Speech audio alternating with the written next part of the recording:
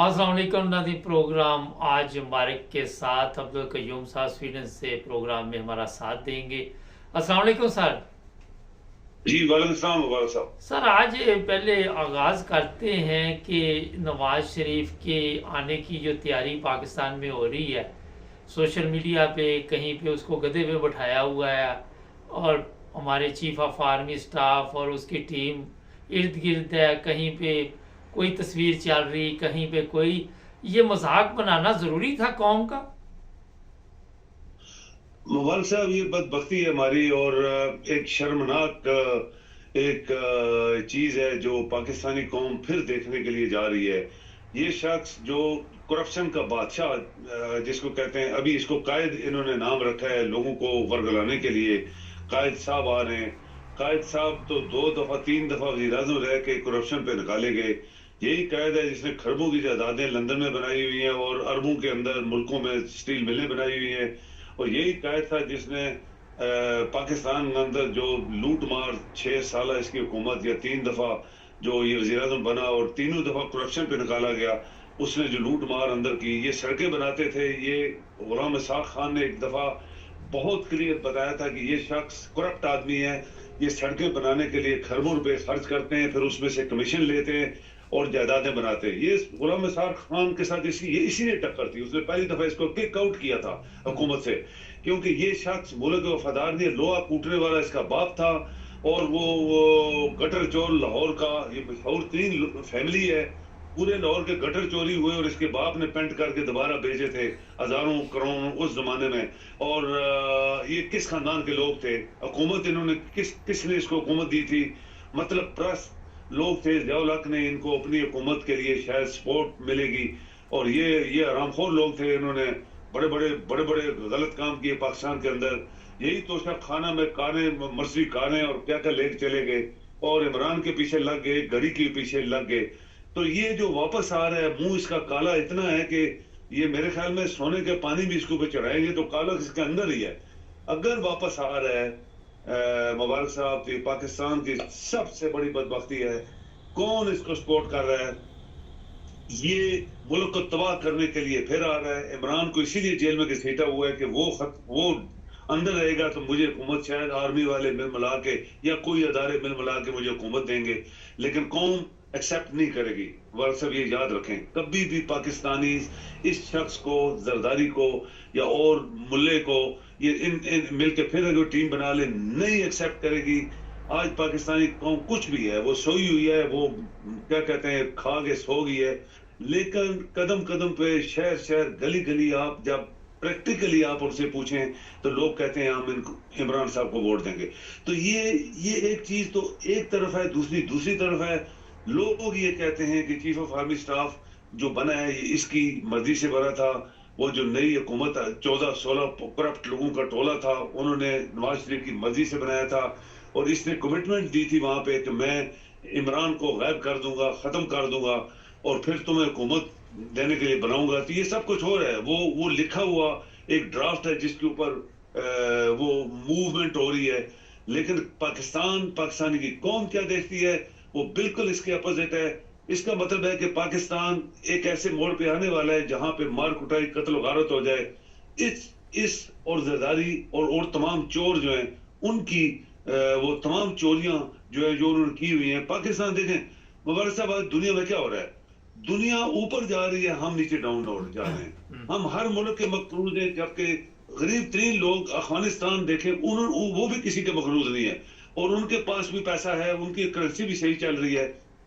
वो अपने मुल्क में एक ऐसा मसनूई दुनिया बना रहे जो 285 किलोमीटर लंबा है अपने मुल्क को, जिनकी कोई मदद नहीं करने वाला। हम क्यों जलील हो गए हैं मुबारक साहब? चूंकि हम दलील इसलिए हो गए कि हमने अल्लाह ताला के तमाम चीजें जो उसने बताई थी उनको हट के इस्लामी, अभी फलस्तीन के लोग मर रहे हैं, हम सिर्फ नारे मार रहे टीवी के ऊपर।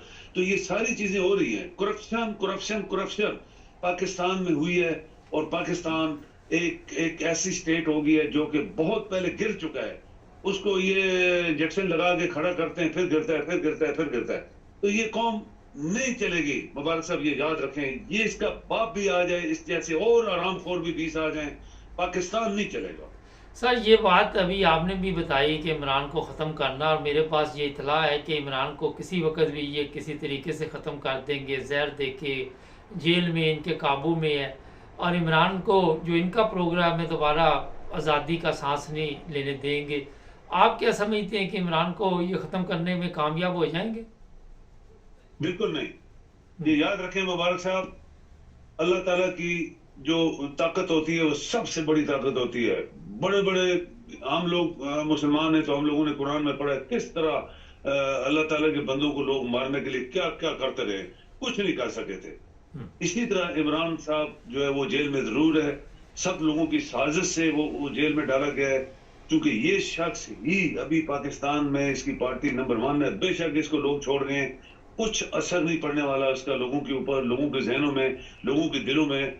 जब भी इलेक्शन हुए इमरान वो कहते हैं कि वो मशहूर है कि खंबे को भी अगर इसने नॉमिनेट कर दिया तो वो जीत जाएगा।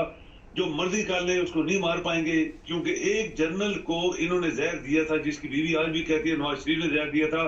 तो आज तक वो चीखें मार रही है, वो अकेली थी। आज पूरी कौम है। मुबारक साहब ये ना सोचें कि कौम ठीक है सोई हुई है, लेकिन इमरान को कोई जहर नहीं दे पाएगा, ये याद रखें। ये बताइए कि हमारे मुल्क में किसी बंदे को मारना कोई इतना बड़ा मुश्किल काम तो नहीं है। कल का उसकी बीवी आबद बॉक्सर की भी सामने आई हुई है। आबद बॉक्सर से बेशुमार लोगों को पहले मरवाया गया, फिर आबद बॉक्सर को पकड़ के ले गए। ये पाकिस्तान में तो आए दिन इस तरह के वाक़यात होते हैं। हम हर चीज़ अल्लाह पे छोड़ के तो सोचते हैं, बददुआएं देते रहते, बददुआओं से हालात तब्दील होते हैं। बिल्कुल नहीं, कोई बदमाश है नहीं। किन चीजों की बदमाश इनकी चलती है? आराम की रोटी खाने वाले, आराम की कमाई कमाने वाले, आराम के सारी चीजें, और प्रैक्टिकली काम नहीं करते। झंडे नारे मारना, इधर उधर, ये हो गया वो हो गया फ्लॉन्ट, इससे काम नहीं चलते। दुनिया में लोग प्रैक्टिकली काम करते हैं, तब हर चीज संभलती है। ये छोटे मोटे बंदों को उठा के ले जाना, ये जलालत दुनिया की जलील तरीन हरकत में से एक है। एक साफी को उठा के ले जाना, उसको मारना, उसको नंगा करना, किसी सच बोलने वाले बंदे को नंगा करके उसके फोटो बीवी बच्चों के बना के उसको वीडियो भेजना, किसने किया है? ये जरदारी और ये जो नवाज शरीफ है इसकी बेटी और कुछ लोग आपको पता है अदारों में मिले हुए थे। ये दुनिया में कोई मिसाल नहीं है, हमने नहीं सुना किसी मुल्क में ऐसा होता हो, पाकिस्तान में हुआ। तो ये जलालत की इंतहा तक शायद हम पहुंच गए। तो अभी देखें इसका रिएक्शन क्या आता है। इलेक्शन ये नहीं करवा रहे, आपको पता ही आज तक कोई बोल नहीं रहा इलेक्शन कब होंगे। जनवरी का नाम लिया हुआ है लेकिन डेट कोई नहीं दे रहा। और ये जो वज़ीर आज़म है ये रोज जो बातें करता है, आप इसको एनालाइज अगर करें तो आपको पता लगेगा कि इनके इरादे कुछ और हैं। इसके एक मिनिस्टर ने कह दिया था कि हमें 10 साल दें तो हम पाकिस्तान को ठीक करेंगे। इससे पहले भी बड़े बड़े लोगों ने की प्लानिंग, सब फेल होगी। ये अंदर से बहुत बेईमानी के साथ, बहुत बदनीति के साथ और मुल्क दुश्मनी के साथ ये प्लान करके आगे जा रहे हैं। लेकिन देखें क्या होता है आगे। आपके जजेस शायद चीफ जस्टिस या आपके वकील बड़ी दिलेरी के साथ लड़ रहे हैं, लेकिन मुझे उम्मीद है कि पाकिस्तान अगर तरक्की करेगा तो वो सिर्फ इमरान खान के आने से और इलेक्शन होने से ही तरक्की करेगा। ये जितनी मर्जी प्लानिंग बना लें, ये करके नहीं, पाकिस्तान को कुछ नहीं देंगे, पाकिस्तान मूव फॉरवर्ड नहीं करेगा। ये आप बात याद करें। जब तक के इलेक्शन जानदारी के साथ नहीं होंगे और जो हुकूमत आएगी उसको पूरी पावर नहीं दी जाएगी। आपका प्रेसिडेंट, डमी प्रेसिडेंट बैठा हुआ है, वो एक डेंटिस्ट था, उसको इमरान ने गलती करके प्रेसिडेंट बना दिया। वो उसको अपनी औकात वो भूल गया। तो वरना प्रेसिडेंट की पावर है कि इमरान को आज ही अपनी पावर से निकाल सकता है, लेकिन नहीं निकाल रहा। इसके पीछे भी राज हैं। तो देखें क्या होता है। लेकिन इमरान को एक बात याद रखें, मुबारक साहब कभी इसको कत्ल नहीं कर पाएंगे, कभी इसको जहर नहीं दे पाएंगे। पूरी कौम 22 करोड़ 24 करोड़ इनके पीछे लग जाएगी। अच्छा जी सर, ये एक बड़ा सोशल मीडिया पे तूफान आया हुआ है। मरियम के बेटे ने जी तलाक दे दी और उसने बताया जा रहा है खुला लिया। और ये भी इस वक्त हमारे पास से खबर है कि मरियम ने ये घर बर्बाद किया। मरियम ने तो मुल्क बर्बाद कर दिया, तो वो घर कहाँ चलने देना था? पूरा मुल्क का उसने बेड़ा गर्क कर दिया। आप क्या समझते हैं कि इस खबर को इतना क्या बड़ा मसला बन गया तलाक खुला का? एक दफा रिपीट करें मुबारक। मैंने कहा मरियम के बेटे का आजकल बड़ा सोशल मीडिया पे चल रहा है कि तलाक दे दी है उसने अपनी बेगम को, लेकिन बताया जा रहा है कि खुला लिया है।